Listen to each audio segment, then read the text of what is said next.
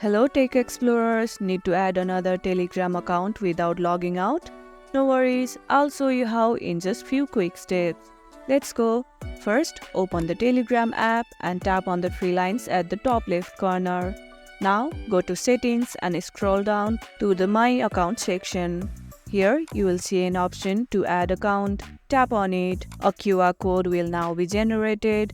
Simply scan this QR code using the device where your other Telegram account is already logged in.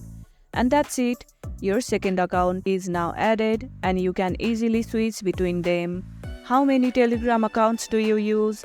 Let me know in the comments below. And there you have it. You have successfully added another account in Telegram. If this tutorial helped, don't forget to like, share, subscribe and drop a comment below. Thanks for watching and I'll see you in the next video.